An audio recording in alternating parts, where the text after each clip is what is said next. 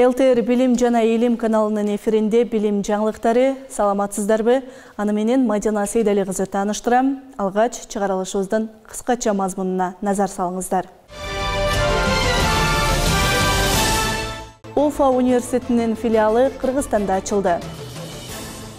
Баткен шаарында 500 орунду мектеп курулууда. Туркия стипендиялар программасынан тышкары ЖРТдан жогорку бал алгандарга 50 гранттык орун бөлөт. Каракөлдө 9 күндөн бери изделип жаткан 3 бала оштон табылды. Бул тууралуу Жалал-Абад облустук ички иштер башкармалыгынын маалымат кызматы кабарлады. Эске салсак, буга чейин 11 жаштагы Нурмухаммед Мураталиев, 13 жаштагы Нурислам Мураталиев менен Замирбек Мамбетов изделип жаткан. Аларды акыркы жолу 12 ноябрда саат 17:00 чамасында көчөдө ойноп жатканда көрүшкөн. Жеткинчектер 9 күндөн кийин табылып, ата-энелерине 21 ноябрда өткөрүп берилгени кошумчалады. Укук тартиби, кылмыштуулук менен күрөшүү жана коррупцияга каршы аракеттенүү боюнча комитетинин отурумунда укук бузуулар жөнүндө кодексине өзгөртүүлөрдү киргизүү тууралуу мыйзам долбоору каралды. Министрлер кабинетинин төрагасы тарабынан демилгеленген мыйзам долбоорун биринчи окууда билим берүү жана илим министри Догдургүл Кендирбаева тааныштырды. Анда укук бузуулар жөнүндө кодексинде төмөнкүдөй учурларда жоопкерчиликке тартуу жөнүндө ченемдерди кароо сунуш кылынаарын белгиледи. Билим алуу укугун жана Кыргыз Республикасынын билим берүү жөнүндө мыйзамдарында каралган билим берүү уюмдарында окуп жаткандардын укуктарын жана эркиндиктерин бузуу же мыйзамсыз чектөө. Балдарды мектепке чейинки билим берүү уюмдарына жана жалпы билим берүү уюмдарына кабыл алуудан негизсиз баш тартуу. Мектепке чейинки билим берүү уюмдарында жана жалпы билим берүү уюмдарында акча каражаттарын мыйзамсыз чогултуу. Мындан тышкары комитет билим берүү жана илим министрлигинин коррупцияга каршы аракеттенүү жөнүндө мыйзамынын аткарылышы жана министрликтин коррупцияга каршы күрөшүү боюнча ишинин жыйынтыктары жөнүндө маалыматын укту. Орусиянын Уфа Илим жана технология университетинин филиалы Кыргызстанда ачылды. Ага студенттер 9-11 класстык базалардан тапшыра алышат. Кабыл алынган студенттер бюджеттик негизде окуй алышат. Окуу жайда бардык шарттар каралган. Кененирээк Чолпон Диркенбаеванын материалында. Демилге эл аралык фондунун жетекчилиги астында Россия Федерациясынын Башкортостан областында жайгашкан Уфа Илим жана технология университетинин Кыргызстандагы филиалы ачылды. Окуу жайдын ачылышы ректордун катышуусунда өттү. У нас взаимодействие с иностранными студентами, у нас свыше 3000 иностранных студентов обучается. Биздин окуу жайга 70ге жакын өлкөдөн келип билим алышат. Студенттер үчүн бардык шарттар түзүлгөн. Мындан сырткары студенттер үчүн дүйнөлүк деңгээлдеги шарттары бар, курулуу алдында турат. Мындай шарт студенттердин билим алуусуна, илим менен алектенишине чоң мүмкүнчүлүк түзүлмөкчү. Бизде кыргызстандыктар үчүн 5000 орун бар. Комфортное общежитие. Кроме того, у нас в Республике Башкортостан и в городе Уфе сейчас строится крупный межвузовский студенческий кампус, где на мировом уровне создаются условия для проживания, обучения и занятия наукой и творчеством. Уфа Илим жана технология университетинин ачылышынын негизги максаты эки тараптуу кызматташтык. Кыргызстандагы окуу жайлар менен биргеликте тажрыйба алмашуу, илим изилдөө жаатында дагы биргеликте иш алып баруу, студенттердин билим деңгээлин көтөрүү жана эки элдин достугун чыңдоо болуп саналат. 2014 жылы ушул Россиянан сунуш түшүп, Демилге, орусча айтканда инициатива деп, ушул Демилге фондунун жетекчисимен, негиздөөчүсүмен ушул 2014 жылы биз 8 августта ачканбыз. Бирок ушул эле жылы биз биринчи республика ко менен баштаганбыз. Алыска Сыктывкарское государственное университетте биздин балдардан 47 балабыз билим алып, азыр ушул күнү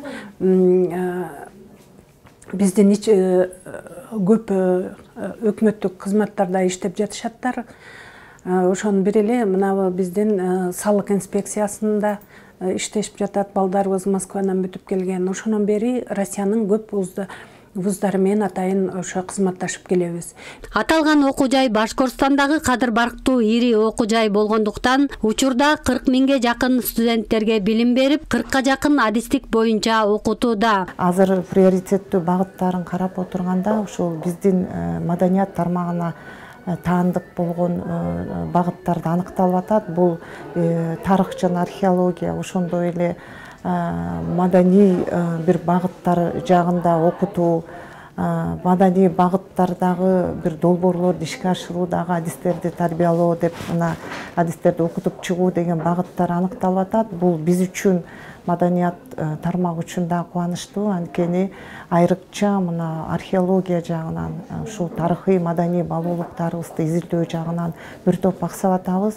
Уфа Илим жана технология университетине тапшырууну каалоочулар окууну аяктагандан кийин 11-9 класстын базасында жалпы тестилөөнүн жыйынтыгысыз окууга тапшыра алышат. Окутуу акысыз. Ай сайын студенттер үчүн стипендия төлөнөт. Чолпон Деркенбаева, Айсырга Кадырова, Билим жаңылыктары, Бишкек. Неким единым окном для того, чтобы сюда приезжали. Баткен шаарынын Базар Башшы кварталындагы Сыдык Айтматов атындагы орто мектебинин жаңы курулуп жаткан имараты 500 окуучуга ылайыкташкан. Типтүү мектеп 133 миллион сомго республикалык бюджеттен каржыланып курулууда. Мектептин курулушу учурда 40%га бүткөрүлдү.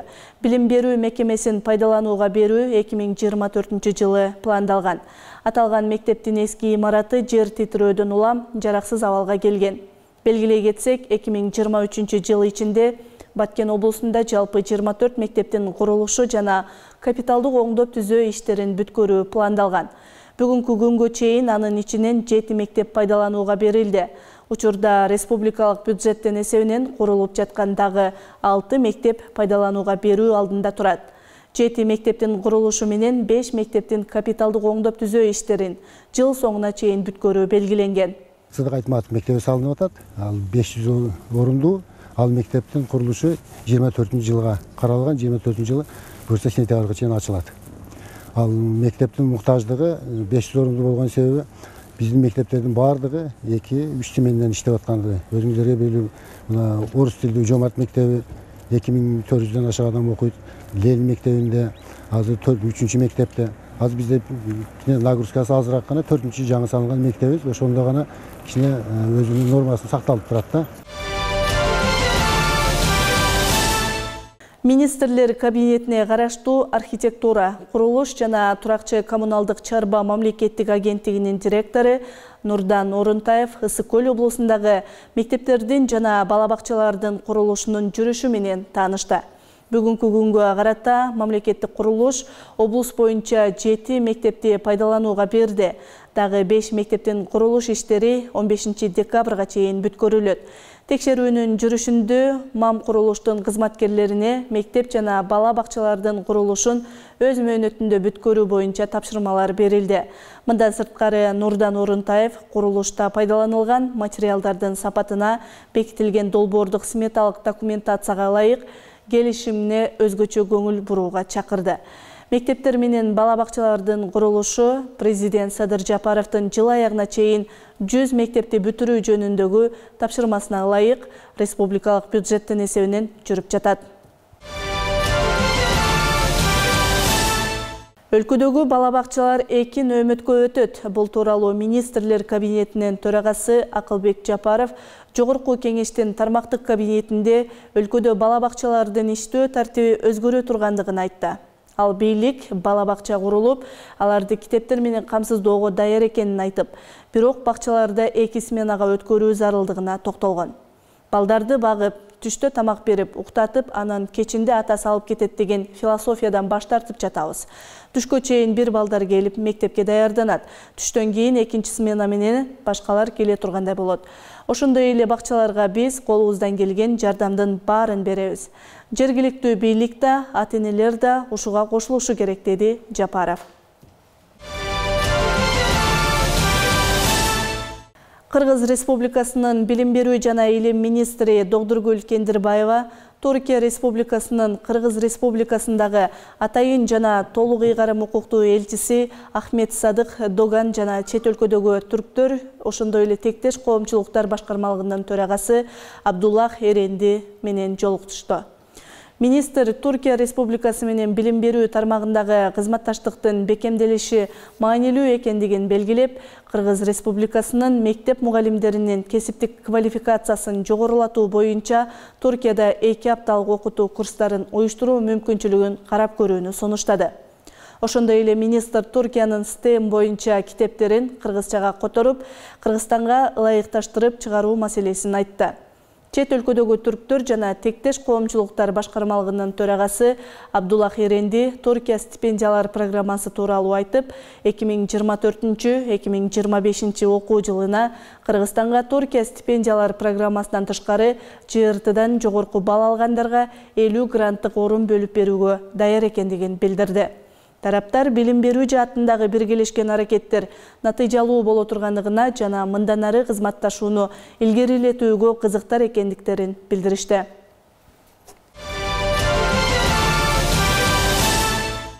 USAID-тин кургак учукту айыктыруу долбоору өлкө аймагы боюнча бардык жарандар арасында кургак учукка кабылган адамдарга мамиле боюнча изилдөө жүргүзүшкөн.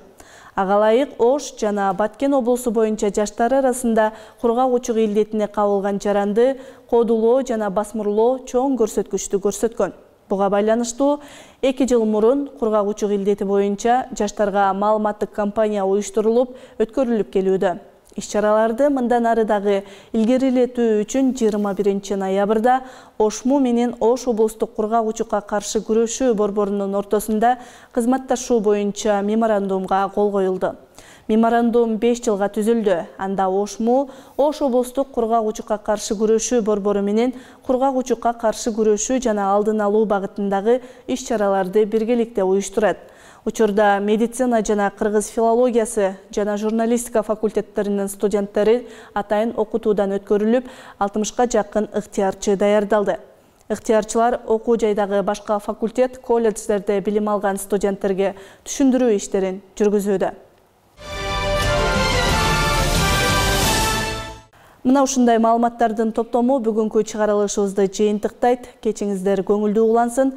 Кайрадан эфир аркылуу амандыкта жүз көрүшөлү.